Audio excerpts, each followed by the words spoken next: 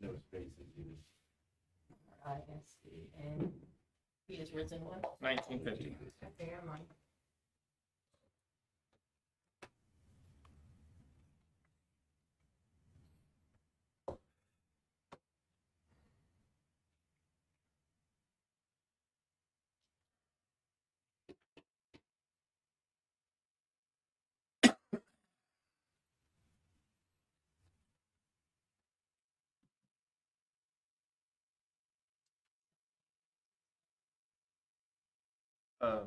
Jason, you want to come do that real quick for me? Make it happen.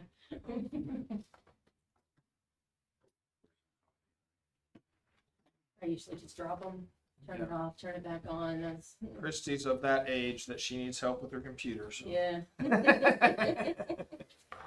We all get there. We all get there.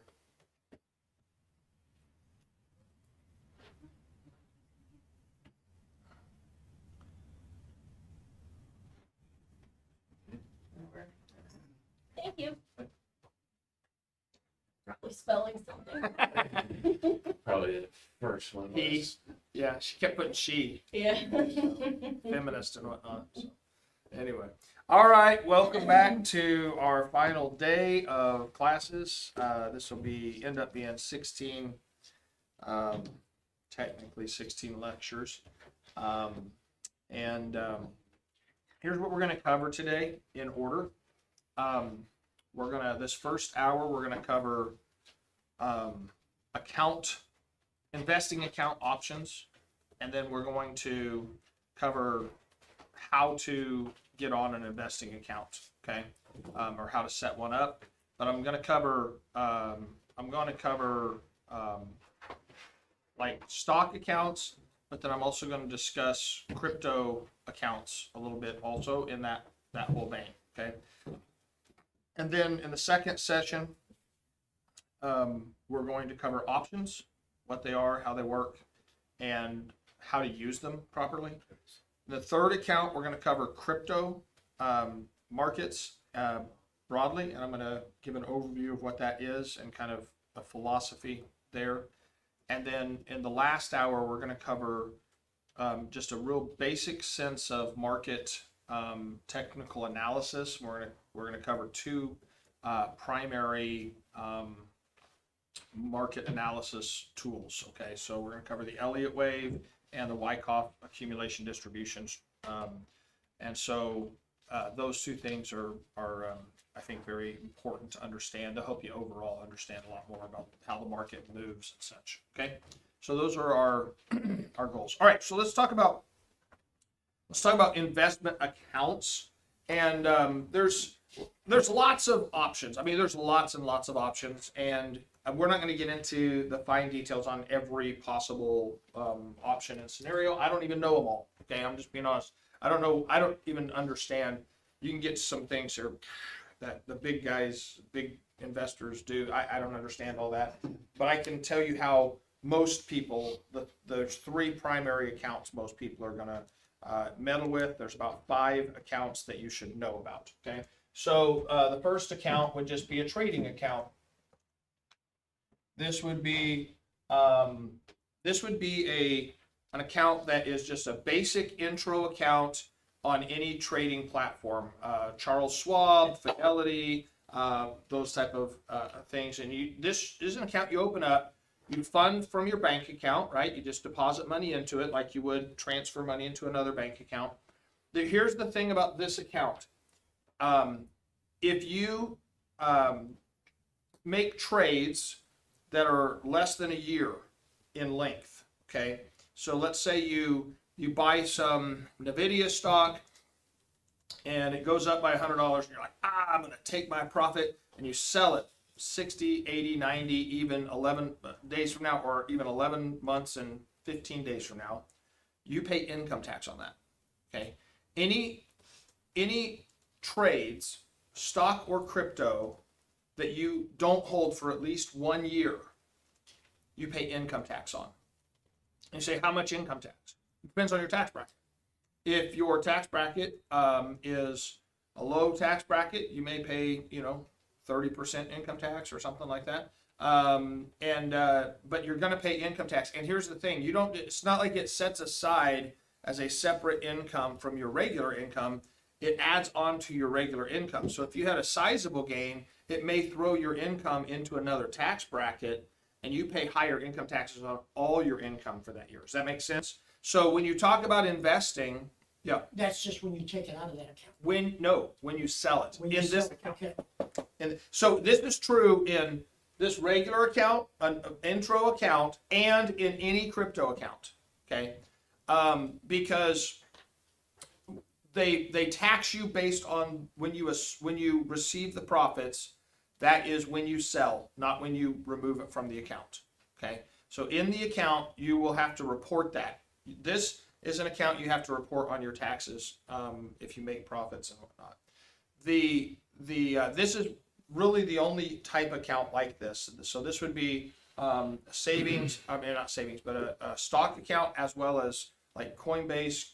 Those type of crypto accounts where you on and off ramp money in the crypto market. Okay, it's from the date you sell, from the date you buy to the date you sell. If it's less than 1 year, if it's over 1 year, then it is considered long-term capital gains. Now, I said it's taxed like income tax.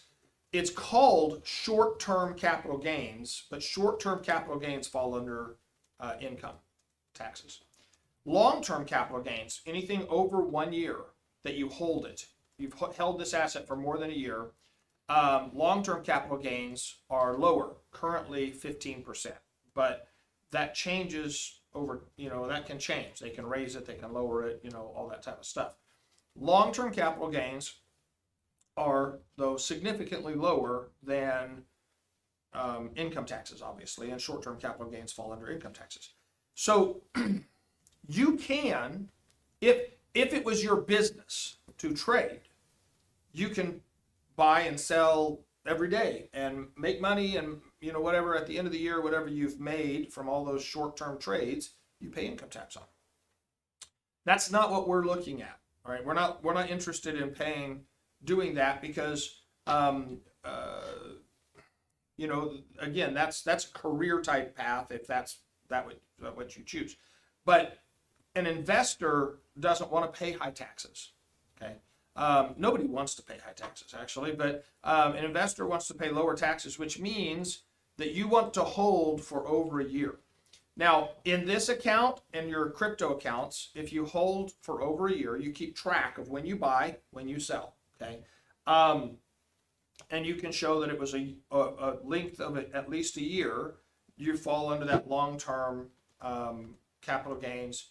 And you pay lower taxes. That's an important thing to understand about investing. I didn't understand that at first, so I paid higher taxes on some stuff. So maybe I'm jumping ahead, but so like for crypto, if you transfer from one, Not transfer, sell. But wait. If you're saying transfer from one account to another account, no. If you're saying, oh, I want to transfer from this crypto to that crypto, yeah, that's selling this crypto and buying that crypto, so that you pay taxes on what you sold. And it's kind of interesting when you talk about taxes. This could be a whole other class, but when you talk about taxes, let's say you bought a crypto at $1, all right, and you bought 1,000 of them, and when it hits $10, you're like, I am going to sell and take my initial investment out. I'm going to sell, however many you need to sell. My brain's, I didn't get home to bed till 1:30 this morning, so my brain's maybe not going to work on math as well today. But you sell whatever, you can take your initial $1,000 out, right? So you sell 100 of them. And so you're like, well, I only took out my initial investment. I don't have to pay taxes on that. Wrong. The way taxes work on crypto is once you start selling, you pay tax on your profit. So you actually are going to pay tax on 9 out of $10 when you pull it out. All right.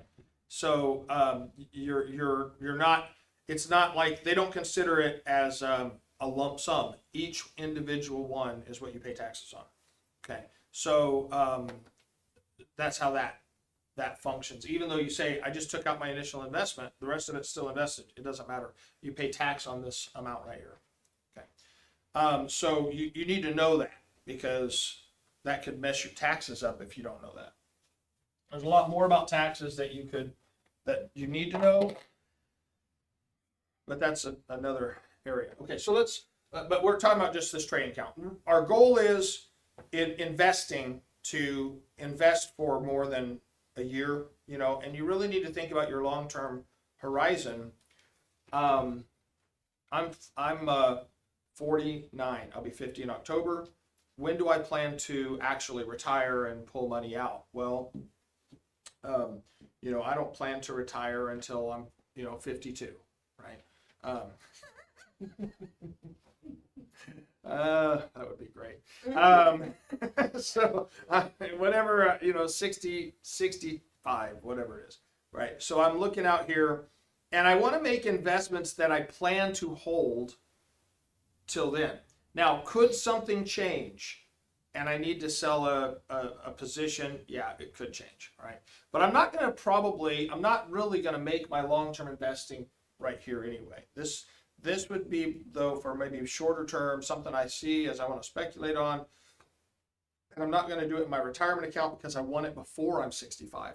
Okay, I'm thinking I'm going to put some money in here, and I want to save for a new car.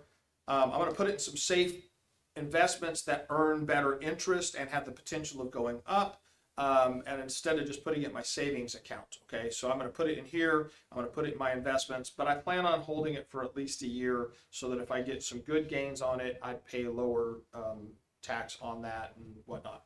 All right, so that's a basic trading account. The next level is a Roth IRA. This is an account that you put money into. You can put a total of $6,500 a year.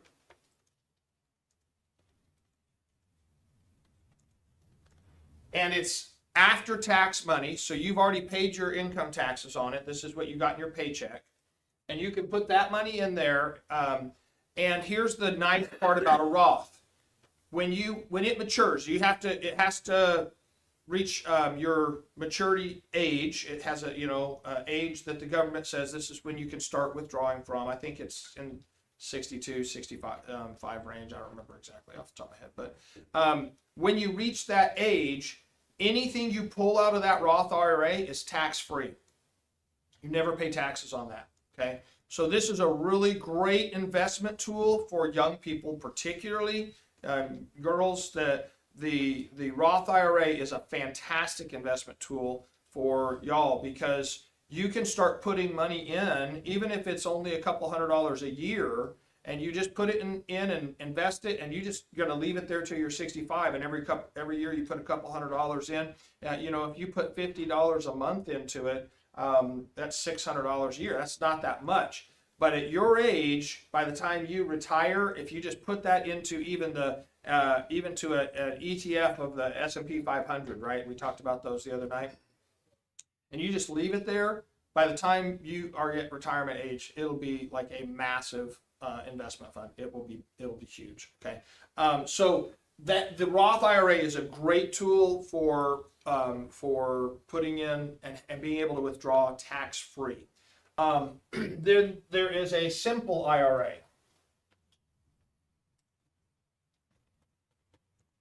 This has no max on it, but a simple IRA is what a company would set up. And I mention this particularly because it's what like a church might set up. It's an easy way for a church to do, assist their pastor or missionaries in investing if they wanted to make a contribution. Okay, so a simple IRA gives the company the right to contribute up to 3% contribution matching.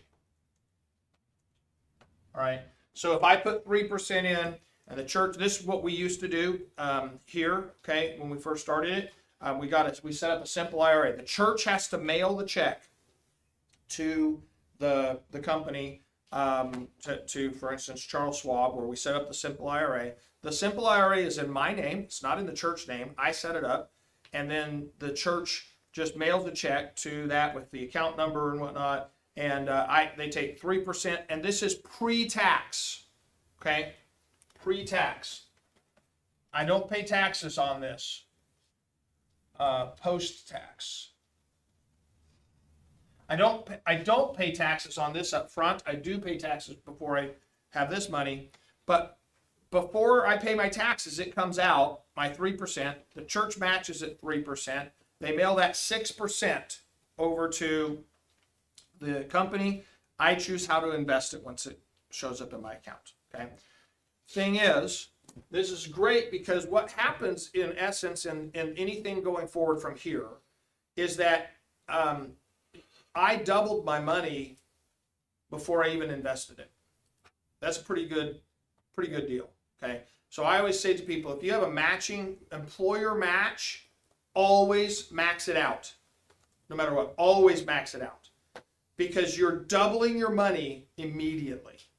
All right. And if they'll match like 7%, max that thing out. You're making 100% profit. You know how long it will take you to make 100% profit? Even when we talked about, remember the other day, we talked about 10% compounding interest. It takes 7.1 years to double your money.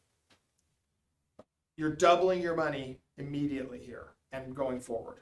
Okay. So absolutely max that thing out. Okay. The thing is, because it goes in before taxes are paid, when you start withdrawing, when you retire and you start withdrawing, and you have to be a certain age to start pulling out of these going forward, here down. But when you start withdrawing, you do pay taxes on whatever you withdraw. Okay, so you're going to pay long-term. You're going to pay capital gains taxes on this income. Okay. The third area, and this is one most people know about, 401k. This is a traditional company investment account, and a lot of times your 401k is very rigid. It's very, very limited in what you can invest in. It's managed by a company that your company is set up with, this investment company, and they basically give you a list of options of what you can invest. Here, you can invest in anything that's available on the open market. Here, you've got ETFs and mutual funds and whatnot, generally mutual funds, and they say, here's your options. You can invest in these mutual funds. This is where you're going to get higher rates, usually anywhere from 3 to 7% match. And again, on this, you're going to pay taxes on that when you start withdrawing it. Okay. There's another one, and this is the only other one I'm going to even cover. There are more, but there's another one that matters if you're in ministry, and that is a 403B.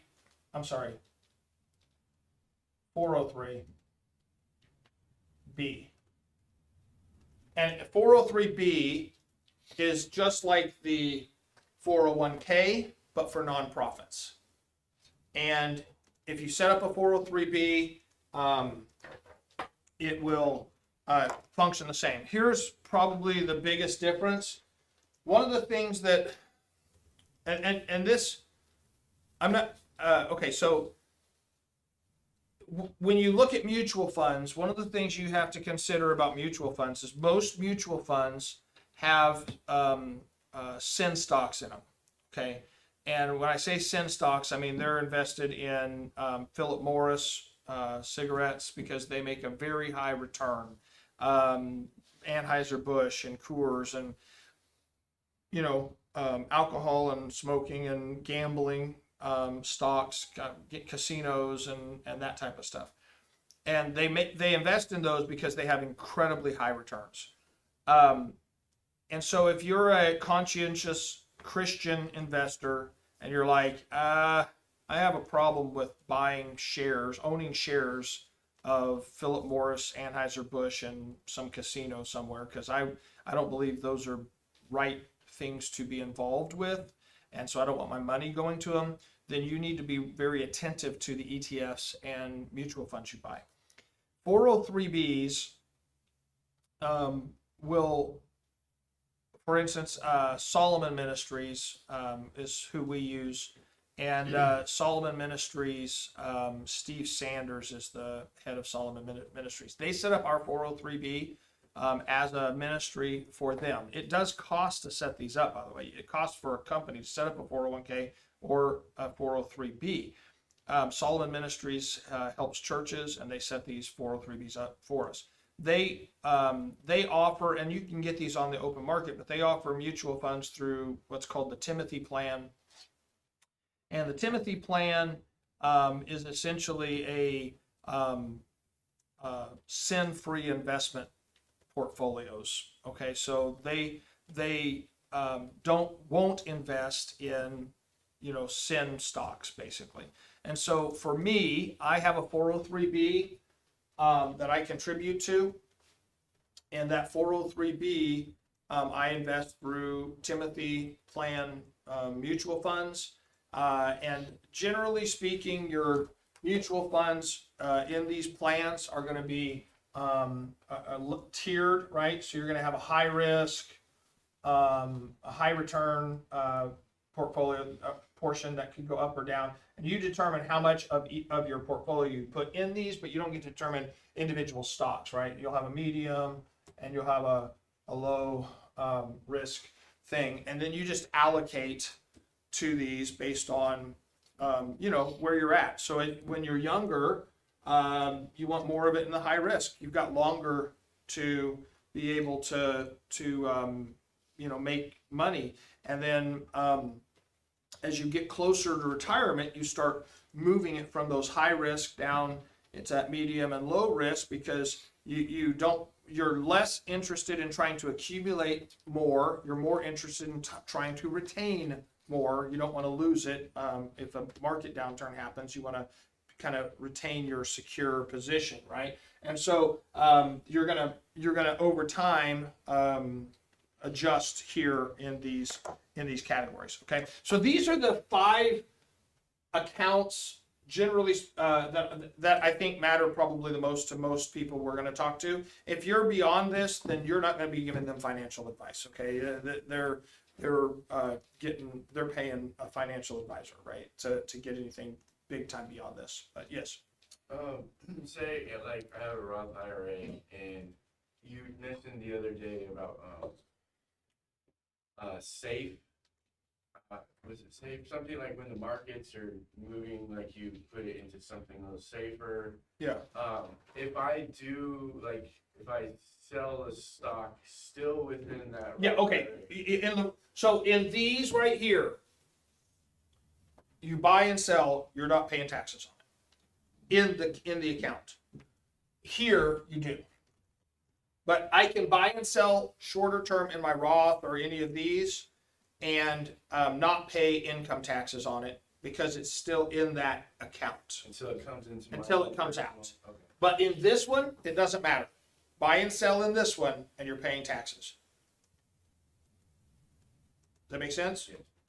So this is different. That's why I started with this. Different than the rest of these in regard to the tax thing. Okay. Any other questions before we pull out the computers and we're going to actually look at how to set up some accounts? Okay. All right. So get around where you can see a computer if you don't have one, or I don't know if you want to look on your phone, if you want to come over and look. John, you have Wi-Fi? Okay. All right. So it does not really matter where you set these accounts up. So what we're going to do is we're going to go online and we're just going to type in, I'm going to type into Google where to set up a Roth IRA. And here you go. There's some sponsored things. That's what they're paying for. But then I see from sources across the web, Fidelity, Ally, Betterment, Charles Schwab, different things like this. I'm going to, so we're all looking at the same thing, I do not use this one. So I'm telling you this, I use Charles Schwab only because they bought out TD Ameritrade, who was originally who I was with. So that's who my account is with. I'm not recommending you use Charles Schwab. I'm just telling you that's where I'm at because of that. But we're going to look at Fidelity. So go ahead and go to Fidelity.com. Fidelity.com. Fidelity.com. Girls, can you see over here on her screen? Can you see her screen? Okay. All right. So now we're at Fidelity.com. You can use, again, I'm not making any recommendation on platform, whatever. It doesn't, for this sake, it doesn't really matter. Okay.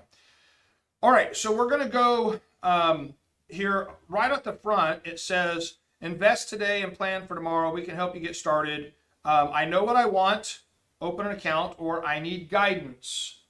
So this is going to either, all of these platforms are going to have a certain level of training available for you to be able to do this. But let's go to, I know what I want, click on open an account.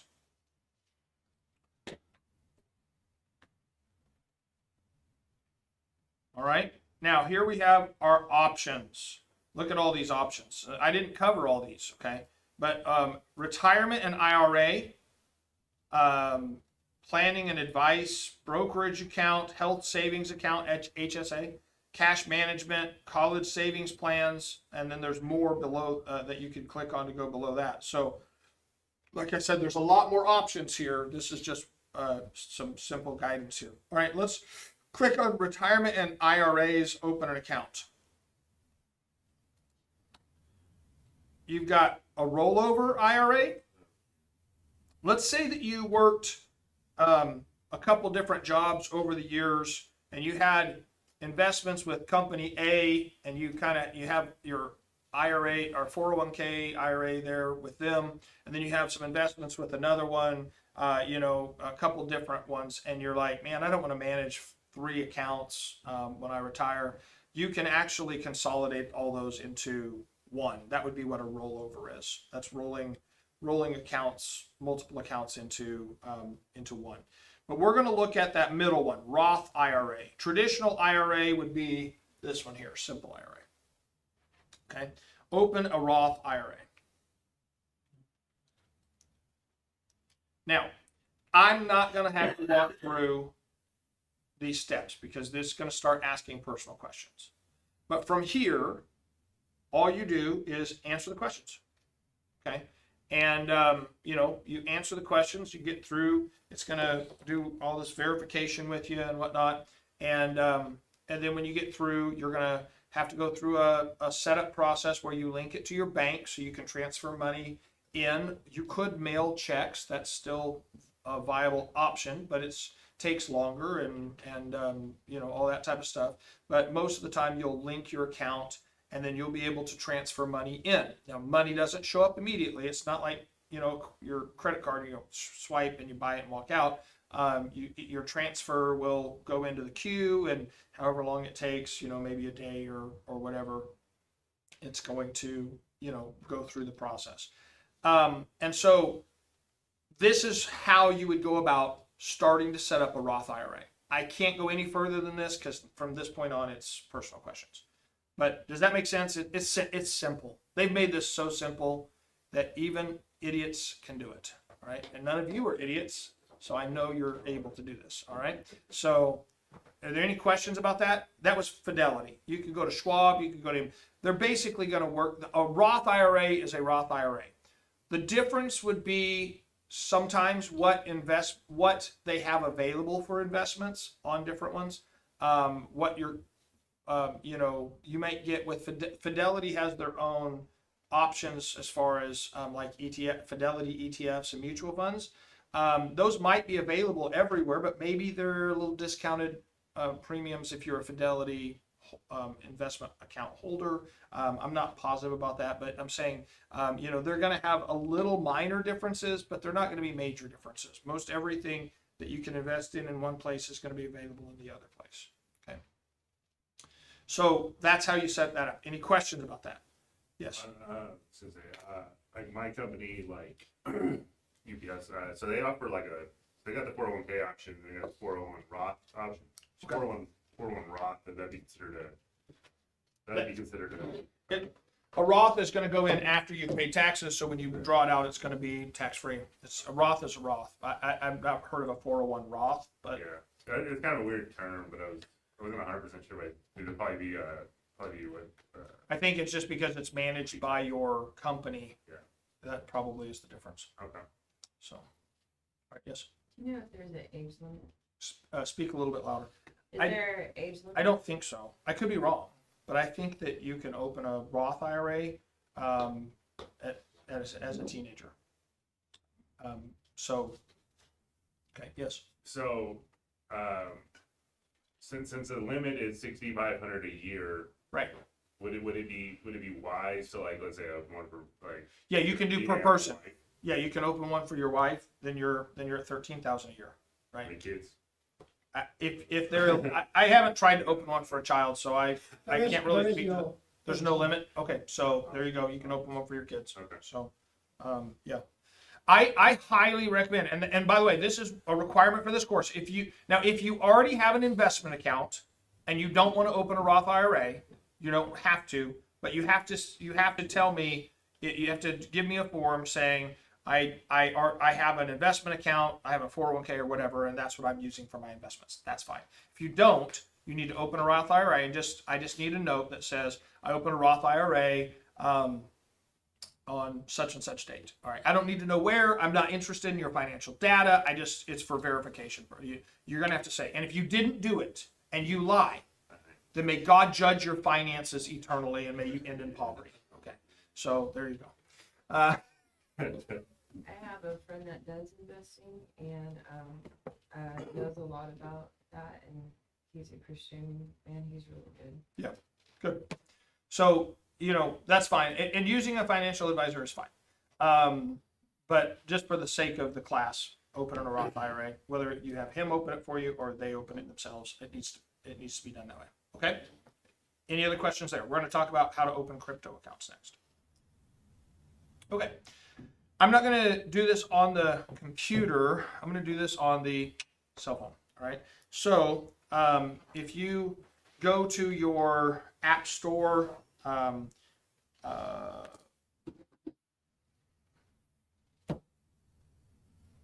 to your app store. I'm going to give you, there's a couple different layers of this for crypto. Okay, now with investing, everything I put into my Roth IRA, for instance, Fidelity holds, I can access through their website or their app. They would have an app. I have an app for my stock investing on my phone. But with crypto, it's a little different. There are exchanges where you buy, and then there are, but you don't want to hold your crypto on an exchange. You want to put it in a storage wallet, okay? And so I'm going to explain both. There's basically three levels here for crypto, okay? So what we're going to do though is look at, we're here in the US, so there's lots and lots of crypto exchanges, lots of them, but you can't use them all because you're in the US. And so the exchanges that work currently in the US, okay, exchanges, Coinbase,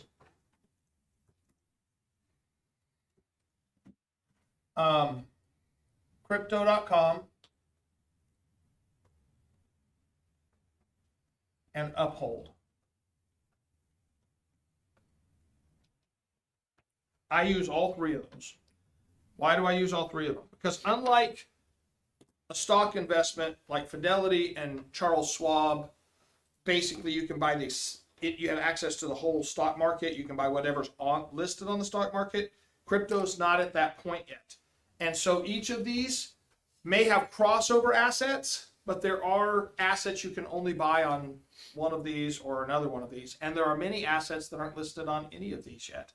And they're listed on, for instance, Binance. Well, Binance, you can't legally use in the US. Okay. You could use it. Here's how, and you'll see if you start looking this up, there's like Binance and Mexi and Bybit and, whatever, Bitmart and all these type of exchanges. And they're theoretically non-KYC. KYC is know your customer. In the US, it's required that they're KYC compliant so that they know who they're dealing with. The idea is they don't want criminal enterprise buying and, using the market. But they're non-KYC. Well, if you look on YouTube, you'll find all kinds of guys say, oh, I use this or I use that. And it's easy. All you do is get a VPN. And a VPN would be a virtual private network, okay, online. And you just go in your VPN and you tell it you're in country, Y over there. And then you can get on, even though you're here in the US, your internet thinks you're over there. And then you can get on and you can, buy and sell and all this type of stuff. I'm going to tell you this. Number one, you have to get on from somewhere accessible to begin with. I could not link my bank account to Binance. Okay. I have to bring it on ramp somewhere through one of these exchanges, then transfer it over there, then buy whatever over there through my VPN non-KYC identity and do all that. And do y'all think for a moment that there's going to be any time where the IRS goes, well, they fooled us? I mean, I'm just telling you, I believe if you try and do all of that, you're probably going to be getting in serious trouble at some point. All right. And matter of fact, there's a guy currently who is a crypto multi-millionaire who did this and then fled the country to evade taxes because he made so much in crypto. And he currently was just arrested and extradited back to the U.S. That was in the news here just a month ago. The Binance, the head of Binance, I don't remember his name now. Anyway, he's the head of a foreign company, but because they were encouraging and allowing U.S. residents, knowingly allowing U.S. residents to bypass the system, he's in jail here in the U.S. He's not even a U.S. citizen. Okay, but they forced him somehow to turn himself in, and they're still not allowed to use. Binance is the largest exchange in the world on crypto, but I'm just telling you, I would not mess around with trying to figure out how to script the system. I just wouldn't. Okay, so these are the three options. From here, you have hot wallets, and then you have cold wallets. And you would buy funds here, and then you would transfer them. And I'll explain these in just a minute. But first, let's talk about how to even set up an account.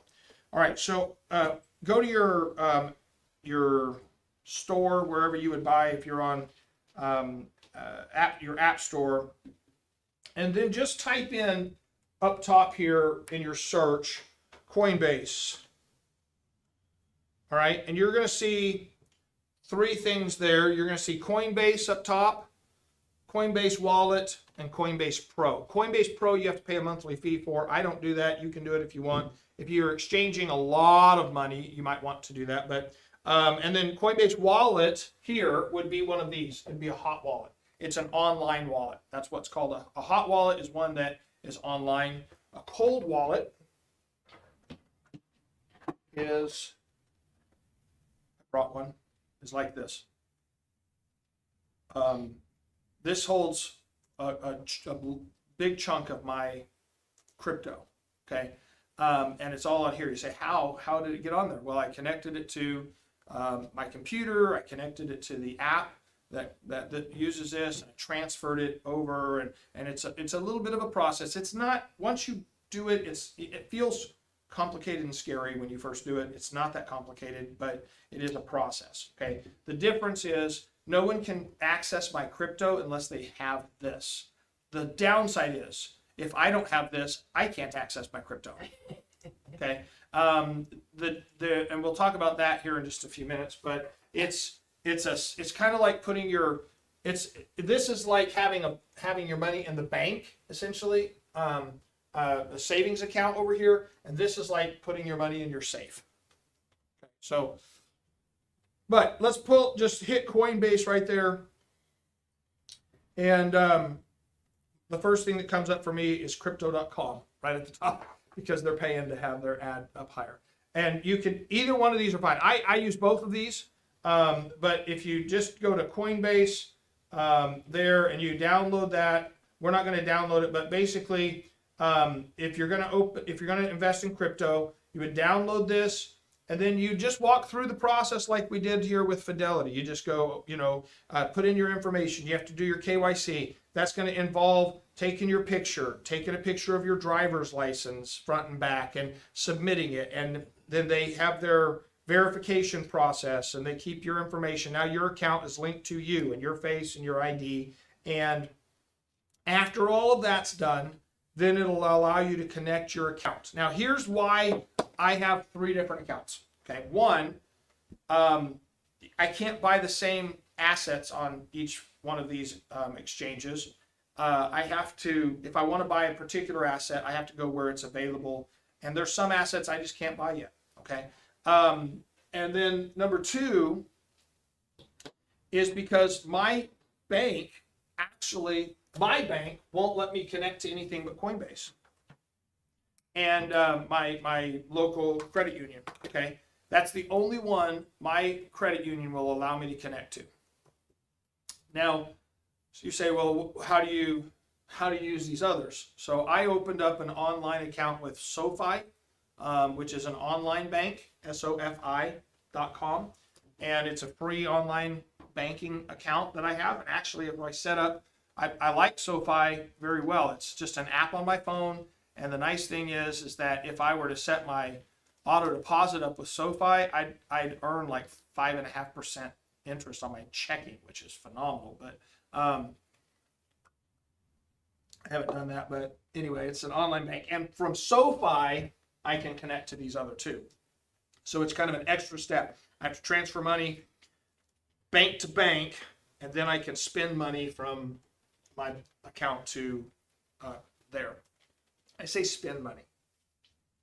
I told Angela, I really don't buy crypto. I don't think about it like that. I think about it like selling fiat, because remember how we talked about fiat value is going down, and crypto has a fixed amount. And so it's like I think about it like I'm selling fiat and I'm buying something that's not going to go down as much. All right. So anyway, so you would get one of these set up with your bank. If you get crypto.com and your bank won't work with it, try Coinbase. Coinbase is the one that's the biggest, so it's the one that most of them work with. So, but it also has more limited tokens on it. Okay, so options there. You could still set up with the other ones. Here's another option. You can set up with all 3 of these, buy through Coinbase, and then send tokens from Coinbase to any of these others. And then you can exchange them there. Okay. It's just more complicated. It's going to cost you more because you're paying to buy on Coinbase, and then you're paying to transfer as opposed to just paying to buy. Okay. So you have 2 fees there. Every time you move crypto, every time you do anything with it, you're going to pay a fee. Okay. And so just remember that. And by the way, same with buying and selling stocks and options. You pay a fee every time you buy and sell. That's how they make their money. So with crypto, the fees are a little higher than stocks, to be quite frank. Now, a hot wallet would be like Coinbase wallet.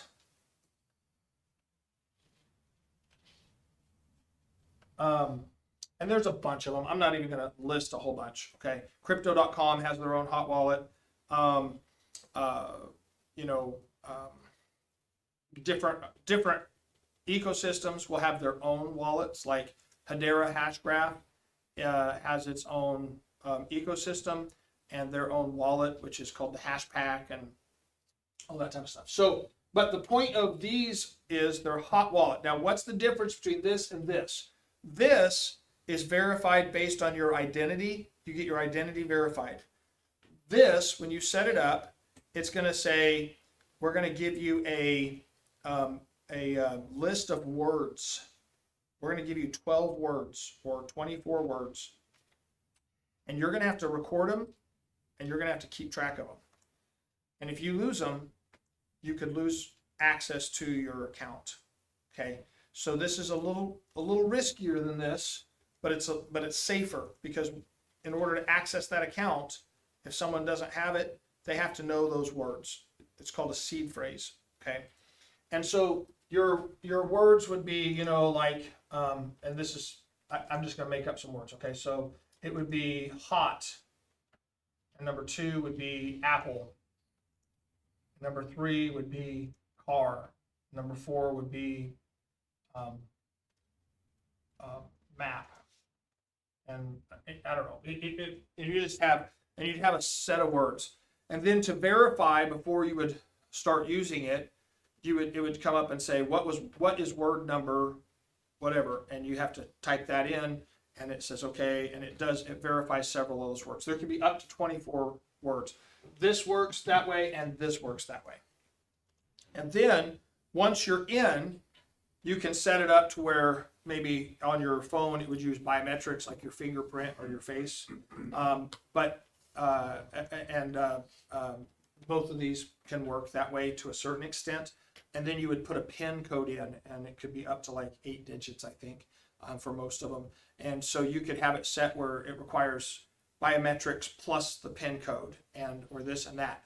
But should you ever lose access and need to get access again, let's say you lose your phone, and you know your phone breaks and you don't have access, and you need to re-download that app on a new device.